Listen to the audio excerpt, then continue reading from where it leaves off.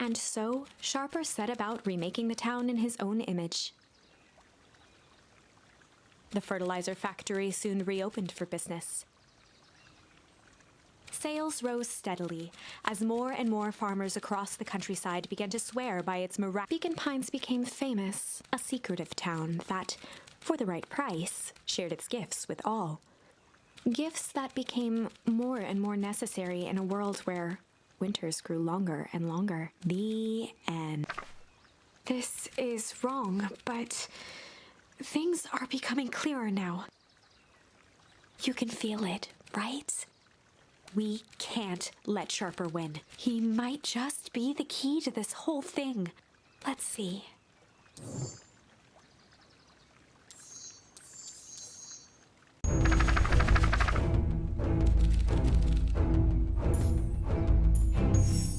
There was a malice lurking behind those eyes, like a trap ready to spring. Luca felt the weight of Nuncrete's hand on his shoulder. Something wasn't right. He didn't know why, but something was telling Luca to get out of there.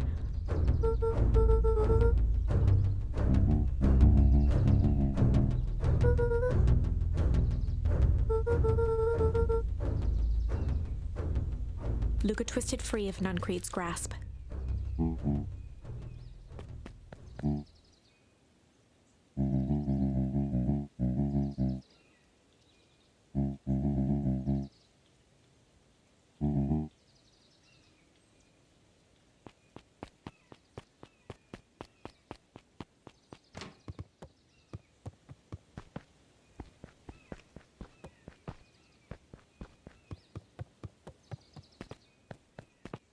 Jeff's hardware closed down about a year ago. The effects of the foul harvest stretched wide. When there are no crops in the field, tractors don't need fixing.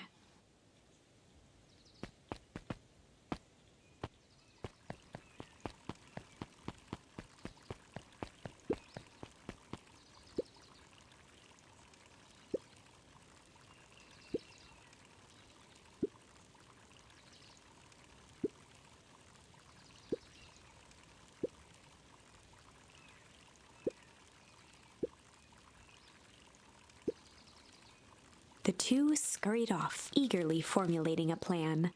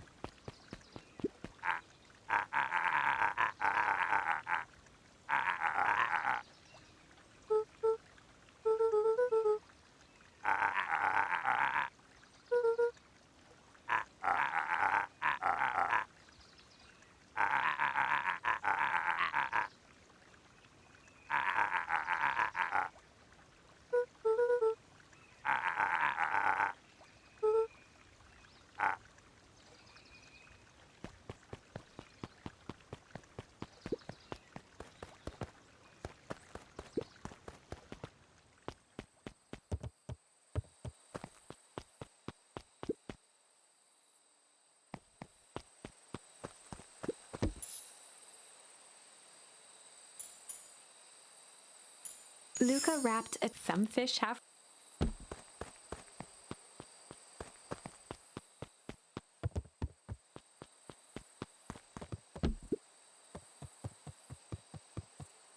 He aired a long holler into the woods.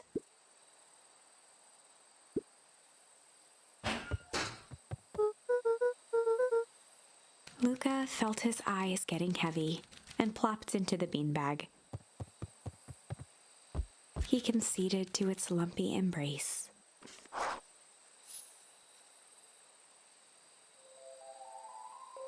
Once again, Luca found himself in a vast black expanse. This time, he knew exactly where to go. He took a single confident step forward. The world flickered and pulsed. He found himself standing in front of the frigid air of a blazing campfire. The source? He plopped down cross-legged and gazed into the cold flame, waiting. Soon enough, the fire began to die out, popping sporadically, until all that was left was a single ember. Luca stood up and dusted himself off. He plucked the glowing ember from the cold ash, examined it, and slid it into his pocket, a keepsake. The voice of his father spoke behind him. "You made me proud, Buckaroo." Luca turned to face him. "Dad, what is this place?" A warm grin grew across his father's face. "A place where everything that has been and everything that could be all wait together." Luca found himself staring at his father's face, trying as hard as he could to memorize every single detail. Wait? For what? Another voice spoke out as Luca's doppelganger stepped forward. "That's up to you." Without knowing why, Luca began to weep. Is any of this real? Are you real?" Luca's father bent down to smudge away a tear. "Of course. I'm as real as the part of you that misses me." Luca turned to look at the older version of himself. "And you?" The doppelganger choked back tears. "I'm as real as the part of you that's angry he's gone." Does that make sense? Through his tears, Luca laughed. "I think so." His father pulled him in for an embrace. "Time to go, Buckaroo." Luca was startled from his dream by a banging on the floor. A commanding voice rumbled from below. Just as Luca sprang to lock the entry hatch, the door knocked open. Chapter 5. Dangers Big and Small. Luca stumbled back. He heard the rope ladder creak under significant weight.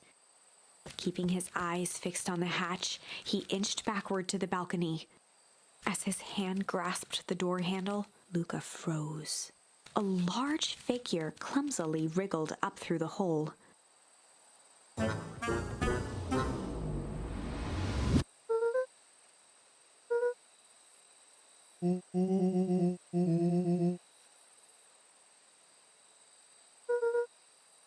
The large figure cocked its head inquisitively.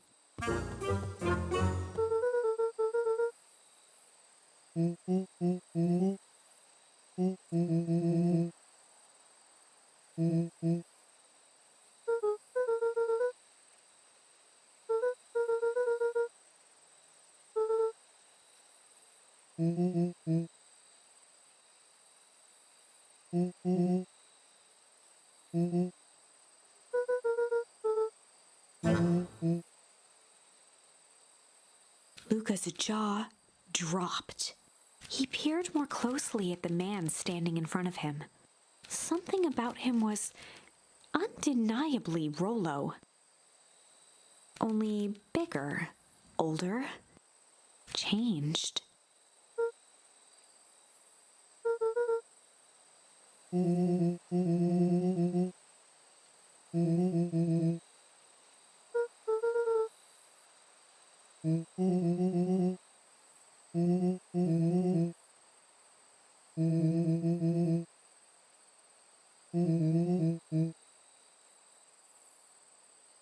Rollo proudly presented his hands to Luca.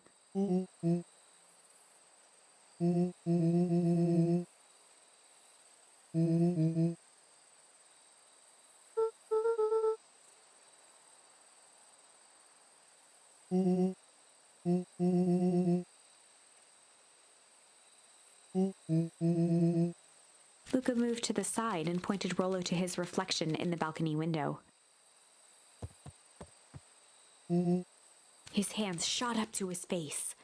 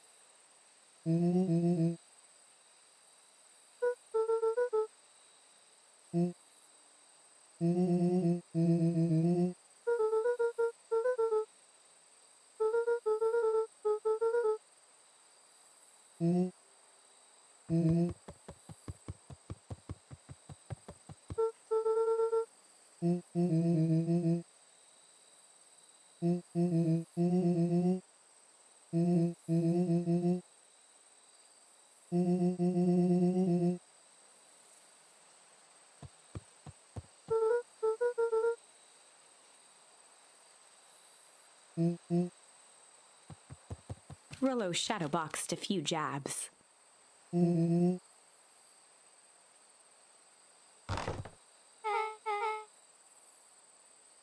With a yelp, Rollo dove behind Luca.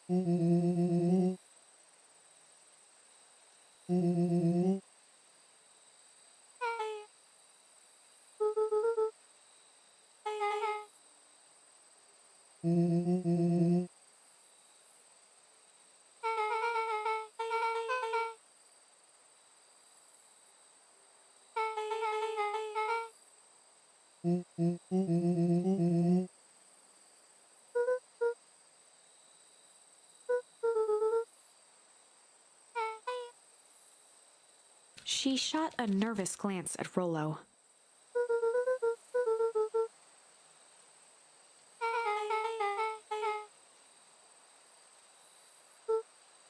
Beck's eyes narrowed.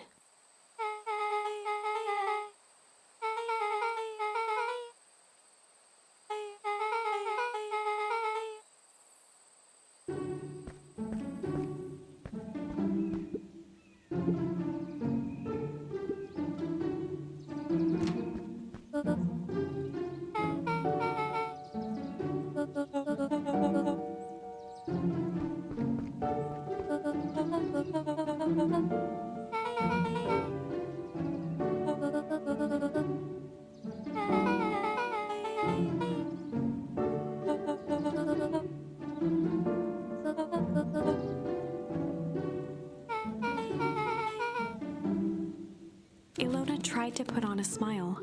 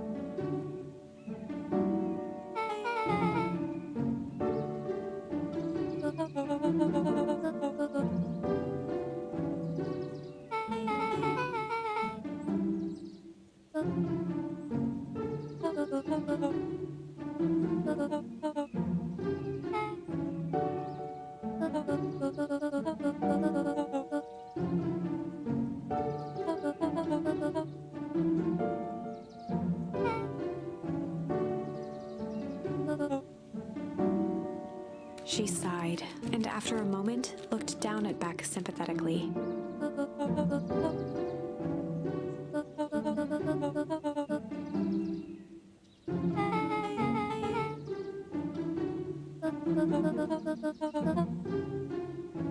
She flashed a sly grin and tousled Beck's hair.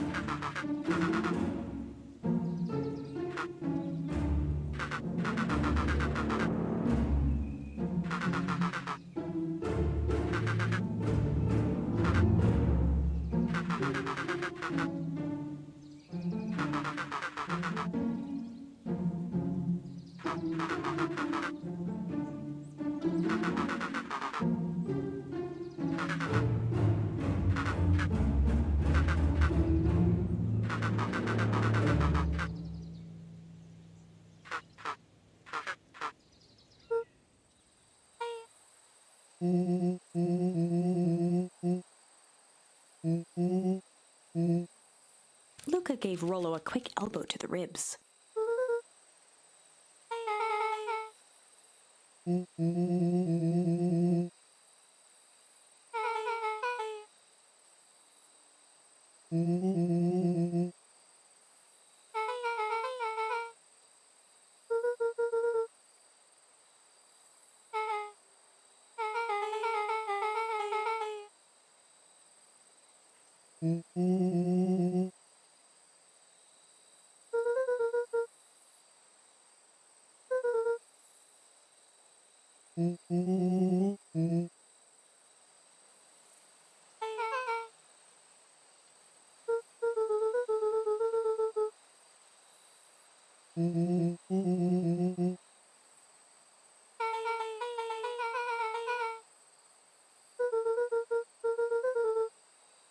Beck flicked a large sheet of paper out of her pocket and slammed it on the floor.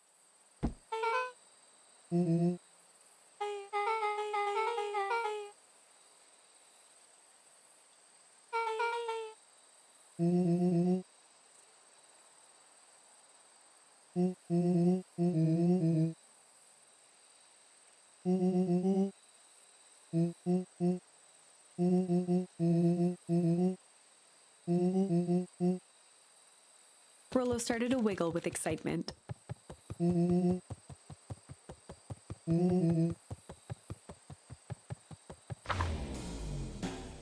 Chapter 6. The Heist.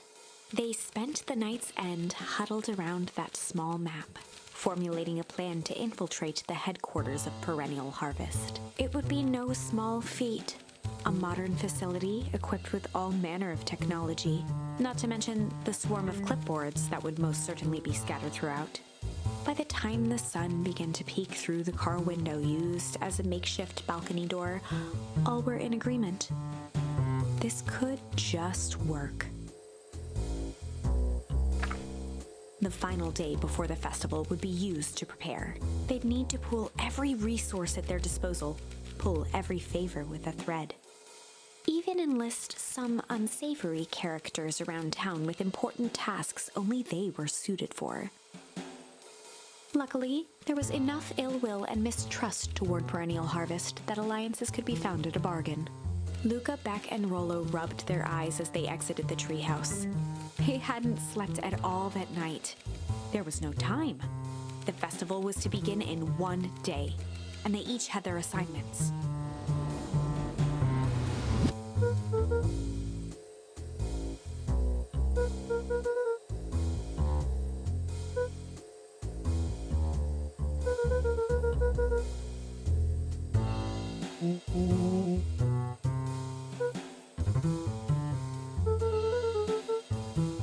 He waved vaguely at Rollo's sizable figure.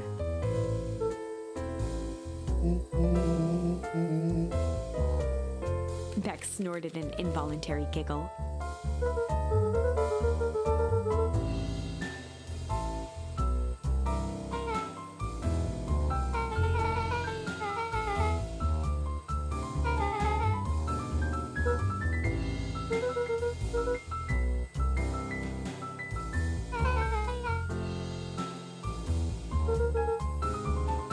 They each looked at each other with sleepy confidence and nodded.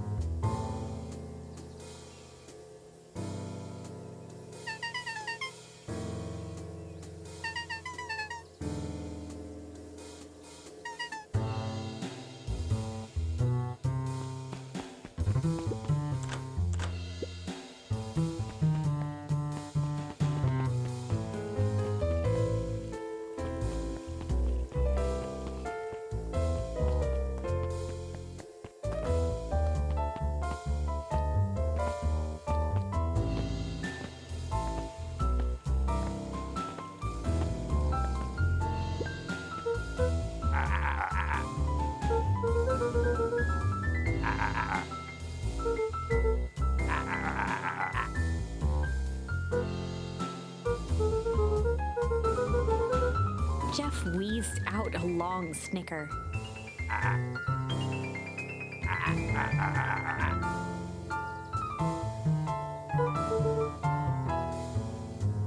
The joy in Jeff's face drained instantly.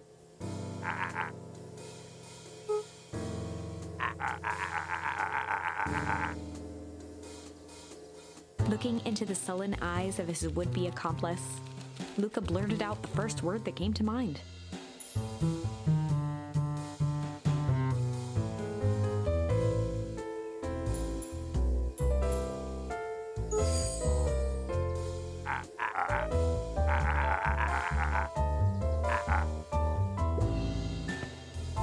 Luca wasn't ready to give up so easily. He shouted out again.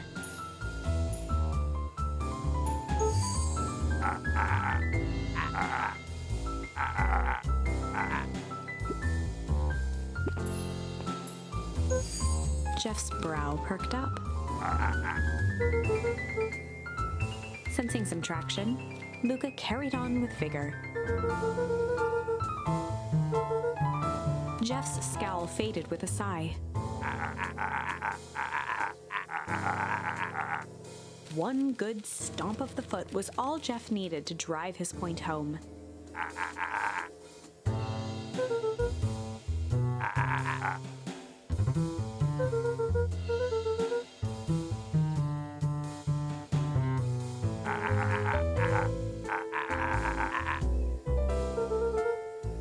Luca offered out his open hand to seal the deal. With a firm and dusty grip, Jeff reciprocated.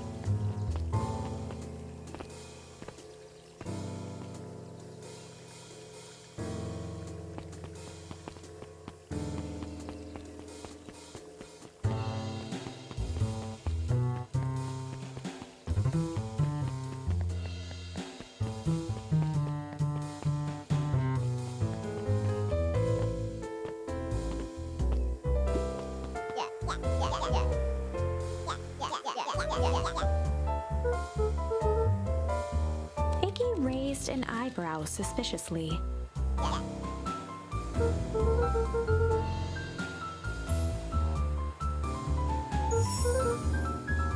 Iggy gave a reluctant shrug.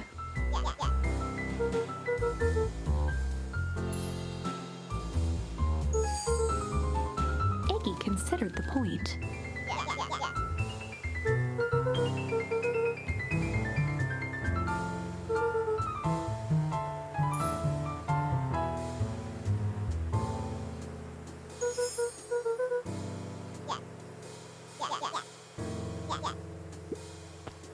Luca knew they'd need. He tried again. Iggy gave a reluctant shrug.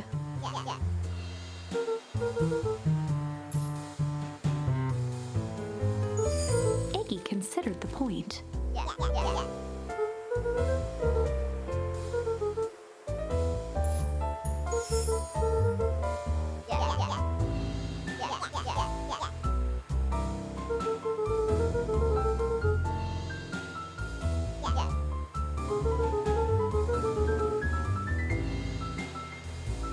A wild-eyed grin spread across Iggy's face.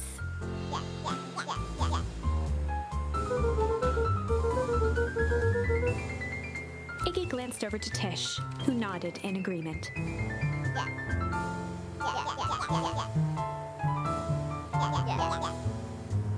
With a quick nod, Luca was off.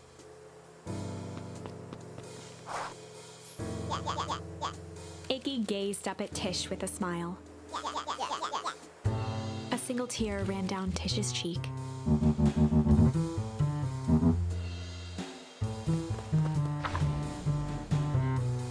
Chapter 7. Into the Hive. A good heist requires preparation, and thorough preparation takes time, something they had precious little of. So far, everything was in order. Jeff, Iggy, and Tish all agreed to do their part. Beck radioed Luca that night with a simple and covert message. "We're locked and loaded on my end." And Rollo, after a lengthy confession, managed to persuade Roxy and Fitz to help.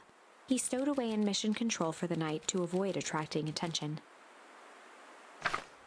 Rollo, being uniquely suited for the role, would be the first to breach perennial harvest. The outfit provided by Jeff wasn't perfect, but a convincing disguise is 10% wardrobe, 90... Rollo took a few vigorous breaths and shook out his arms.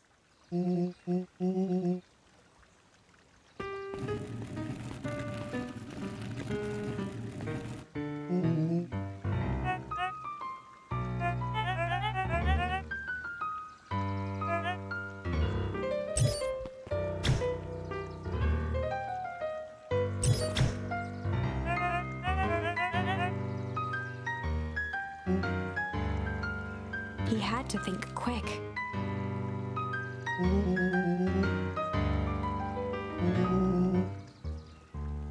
Rollo sighed, adjusting his tool belt.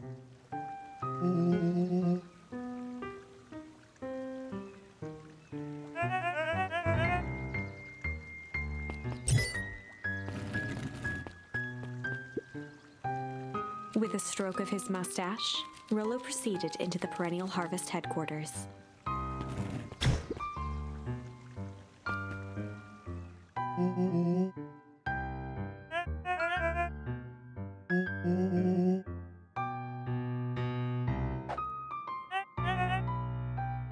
He stammered and flipped through the pages of his clipboard.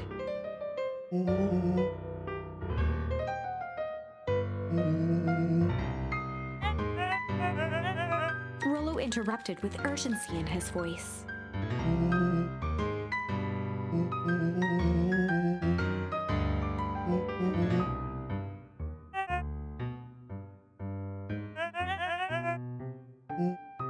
Rollo panicked.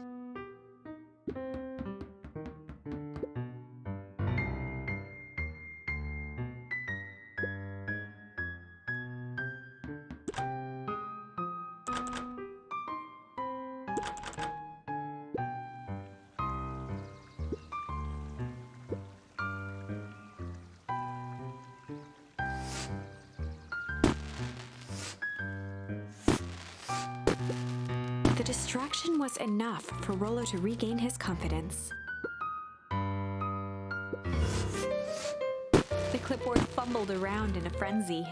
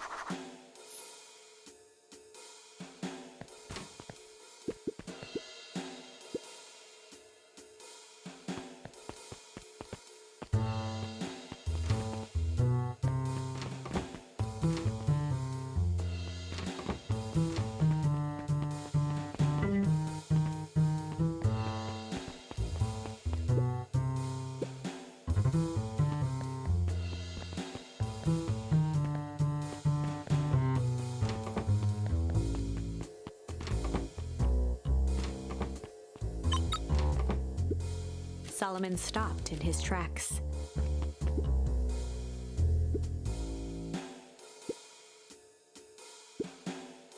A veneer of confusion flashed across Solomon's face. His words rushed out dramatically.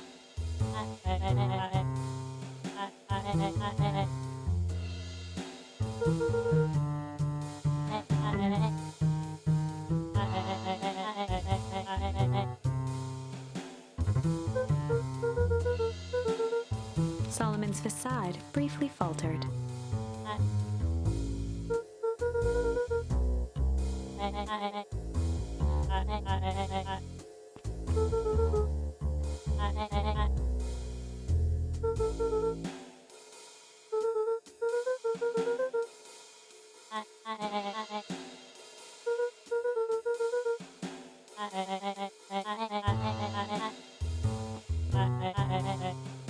Luca happened to notice a plaque above the door.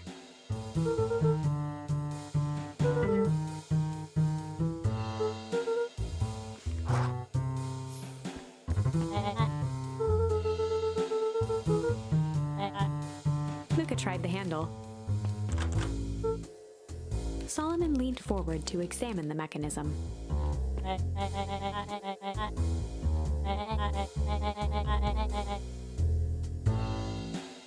Luca smiled and looked at his watch.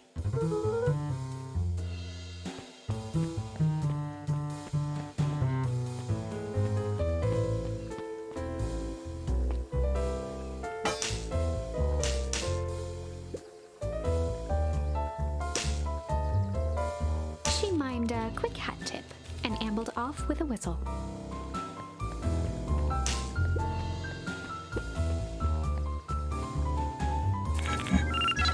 The light on the keypad changed from red to green.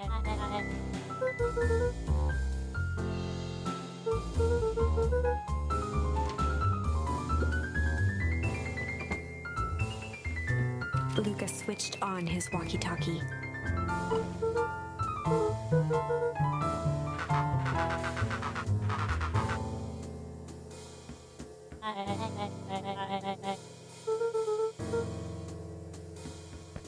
On the computer screen, a green cursor blinked in a password field. Luca pecked out his best guess: underground secrets. The screen blinked to life. Columns of green numbers glowed on a black background.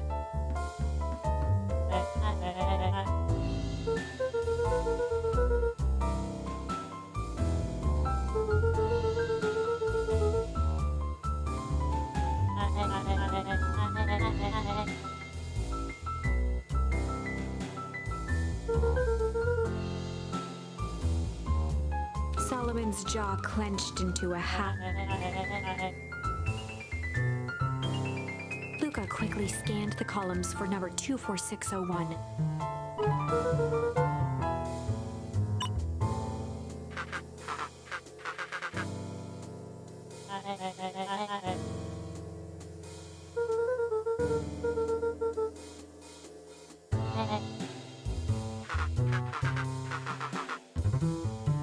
Once again, Luca scrutinized the numbers on the screen. In that moment of distraction, Solomon reached forward and pressed a large red button.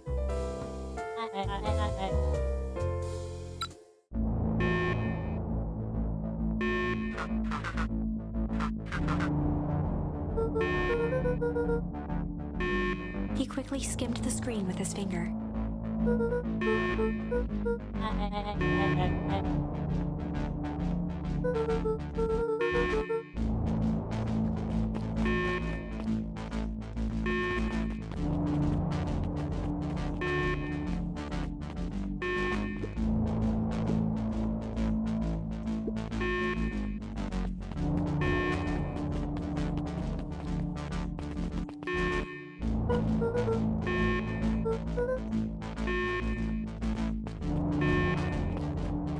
Mr. Kerr approached with a sneer and spoke into his walkie-talkie. With self-satisfaction, he called into the hallway.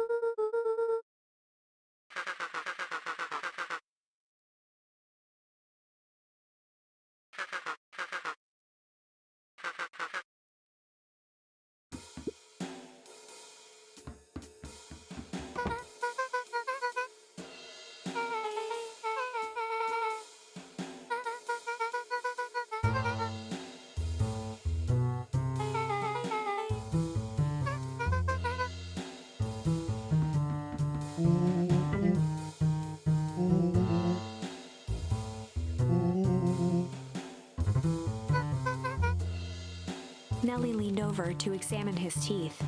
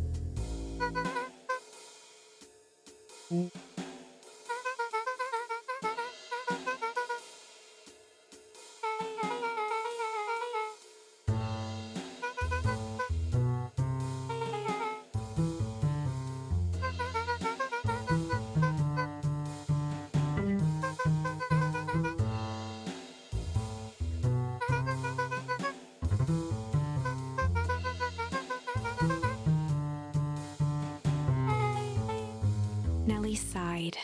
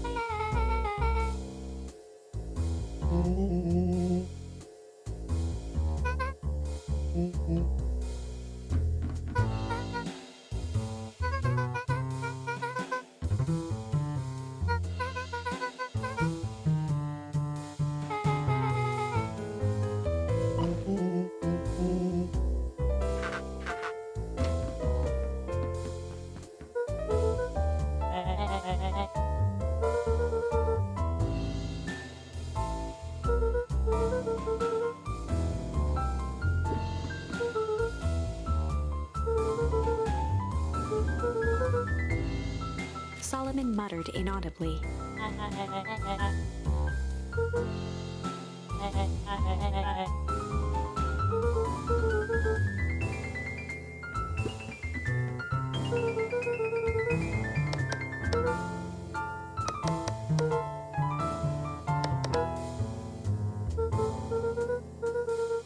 Solomon once again muttered under his breath.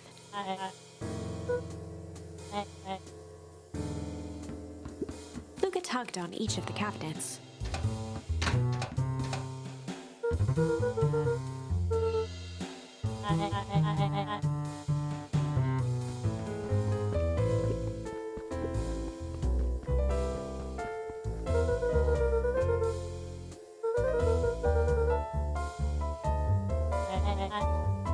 Luca held his hand up to the ashtray.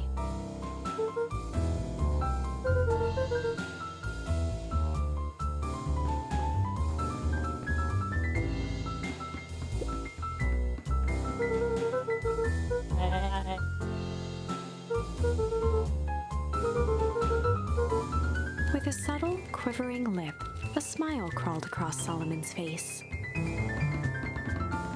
They heard the trampling of frantic footsteps from the hallway.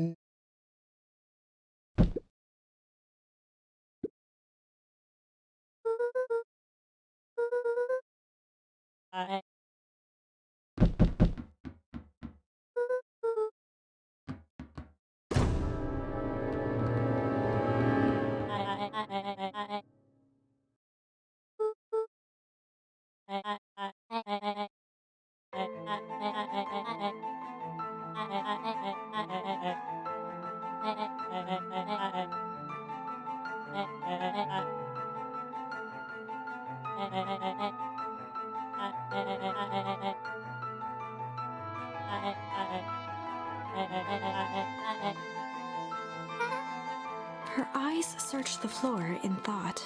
Solomon watched eagerly, waiting for the flicker of epiphany. With a sickened look, she peered into his soul.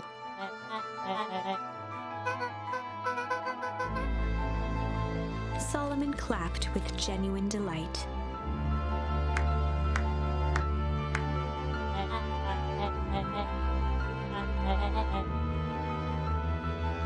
Solomon glanced down, examining his youthful form.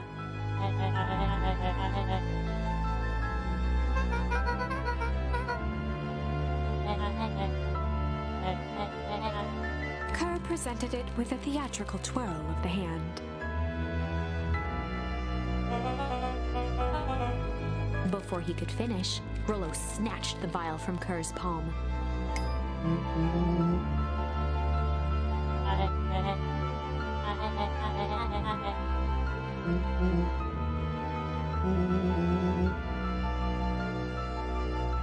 Rollo casually tossed the vial to Luca.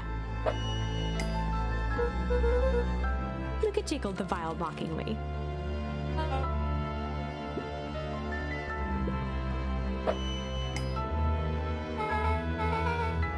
She held it tightly behind her back. Solomon sighed, speaking in crisp, measured syllables.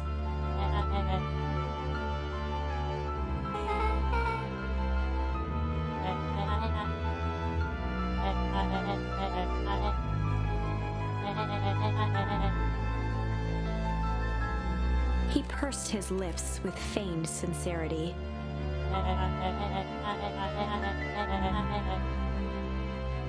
A deep uncertainty washed over Beck.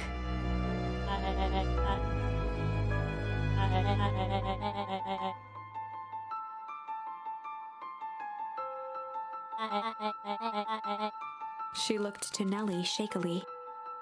With a dispirited nod, Nellie sighed in defeat. Beck slowly approached Solomon.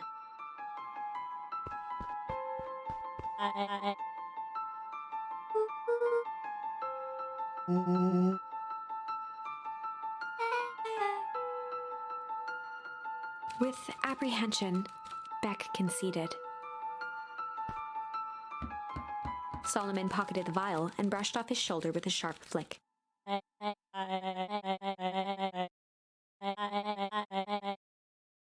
The blood drained from Kerr's face.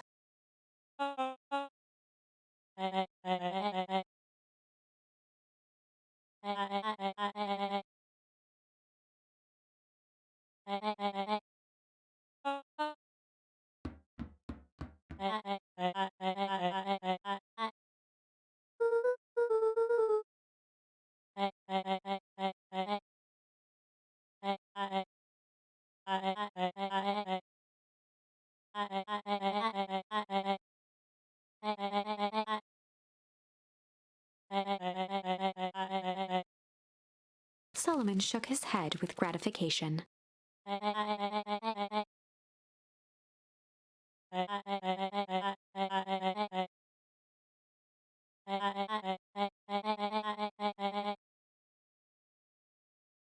A muffled applause resonated faintly through the walls.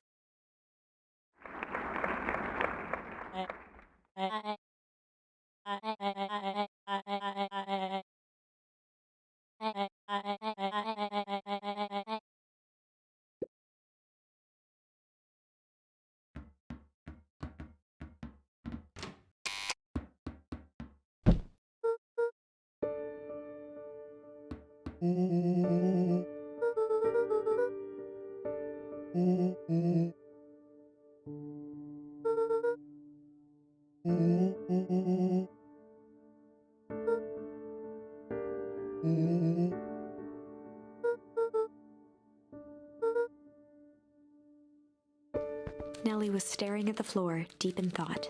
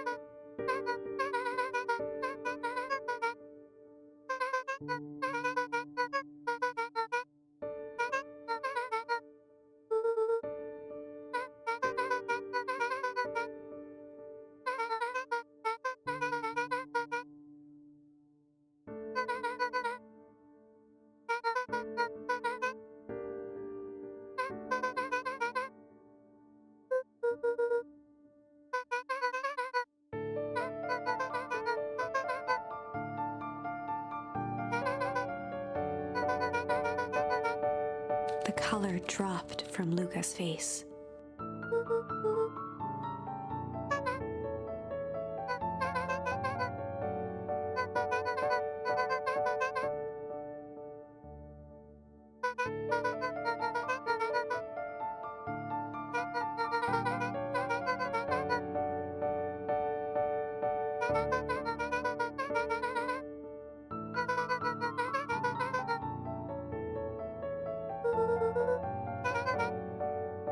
Luca was overwhelmed with emotion.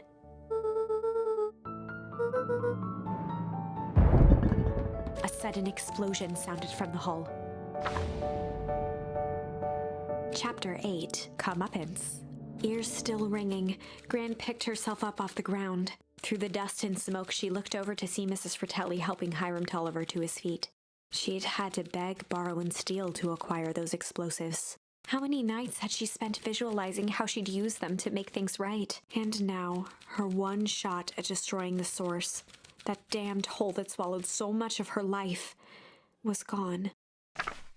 Traded for this jagged hole in a wall and a foolhardy shot at rescuing Rollo. With Fratelli and Tolliver at her side, she stepped through. It was a strange feeling. The last time she'd stalked this maze of hallways, it was in a different body. They quickly rounded a corner to find a group of clipboards guarding a door.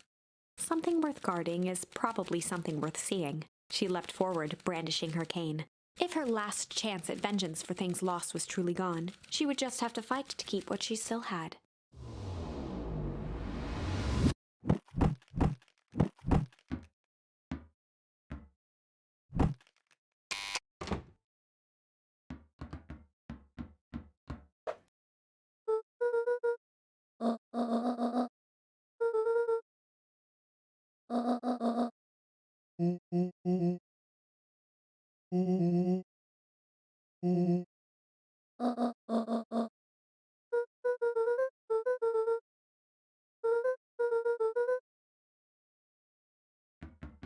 They made their way out from deep within Perennial Harvest, just as Solomon finished up his speech. Solomon pulled a glass vial from his pocket. In one smooth motion, he downed its contents. A triumphant smile grew across Solomon's lips.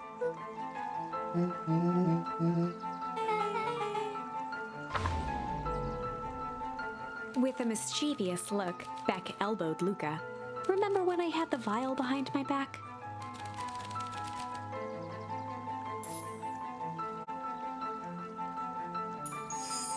I might have tweaked his wonder potion with a little change.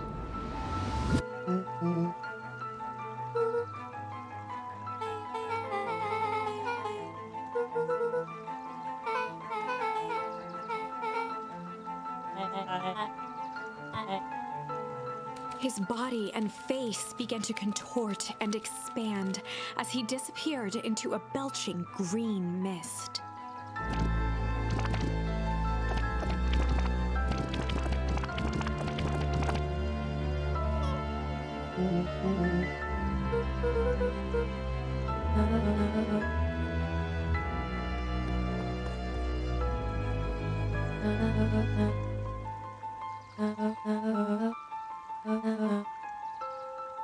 Eris awkwardly cradled the squirming child.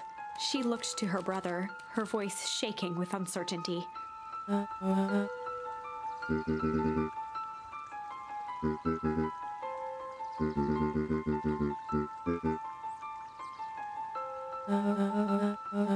She looked back down at the infant with equal parts kindness and terror in her eyes. With a shake of her head, Eris addressed the crowd with a stern scowl.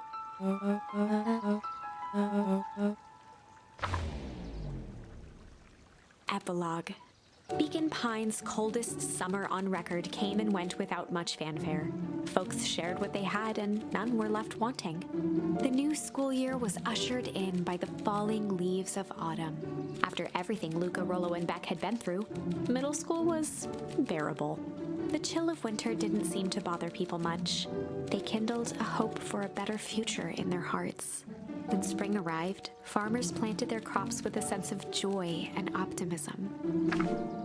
And as the dawn of the first day of summer came again, its light slowly spread through the shallow valley. It crept over the town square, across the river, past the neglected welcome sign, and came to rest on a young boy sleeping at dawn, his mind at peace, knowing he is here for a reason.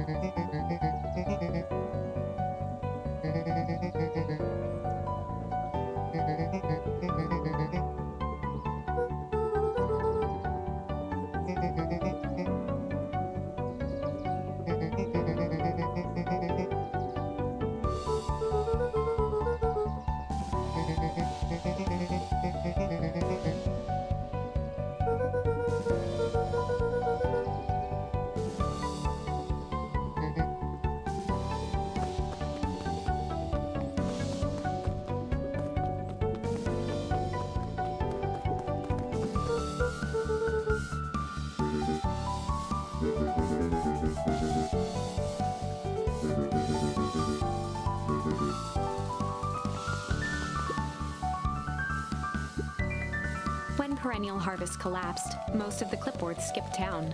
But some stuck around and dedicated themselves to making things right.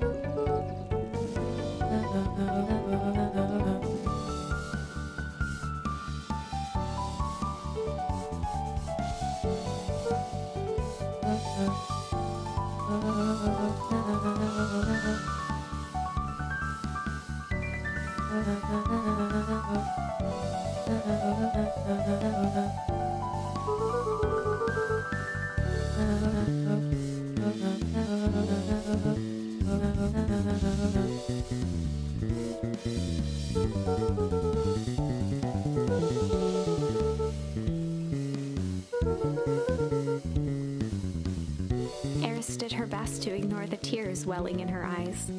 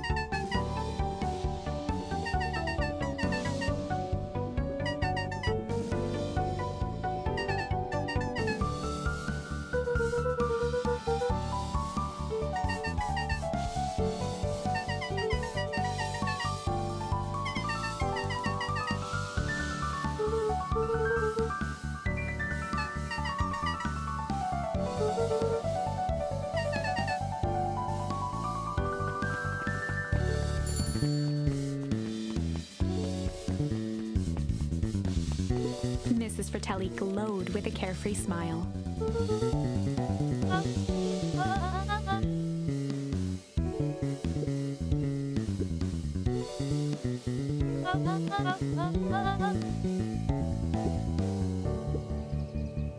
Mrs. Fratelli sighed with a zen-like calm.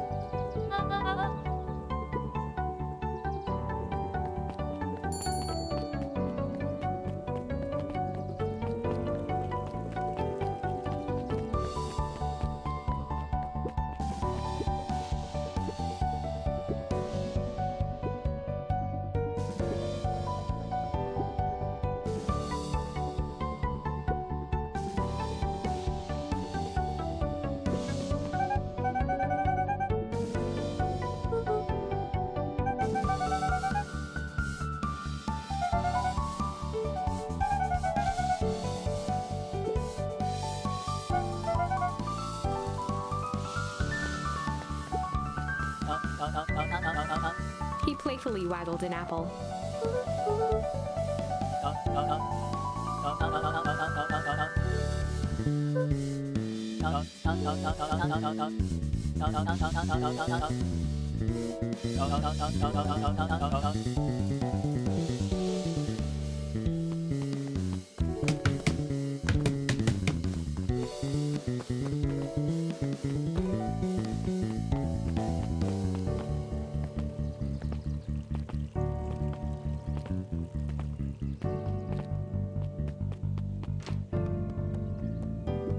Over the school year, Kato and Bert had become close friends.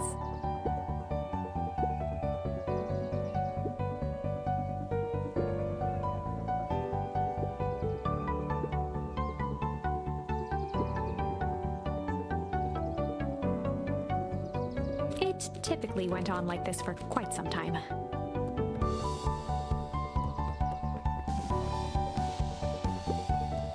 Luca peeked over Piper's shoulder, laid stealthily inside a large volume of mathematics, was the first issue of Hank Atomic.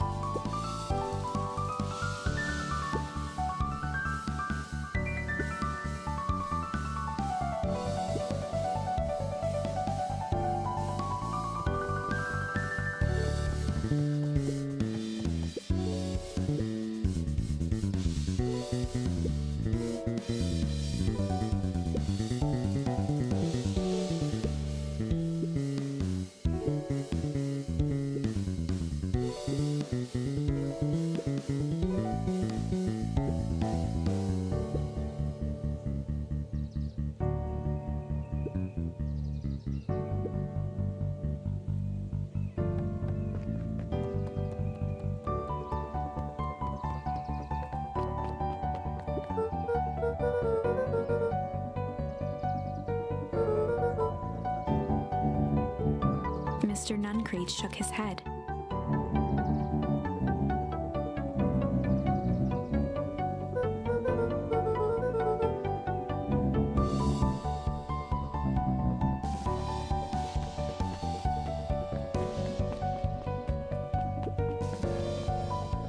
With perennial harvest gone, the transportation tubes were left unused.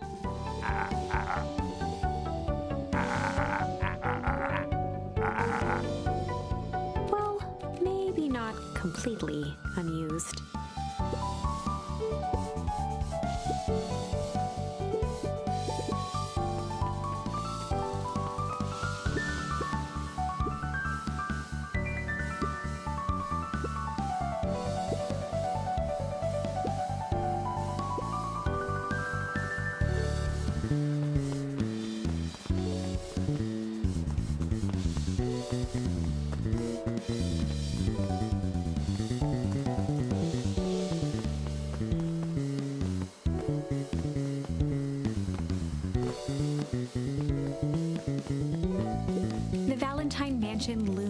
over every other building in town, both figuratively and literally.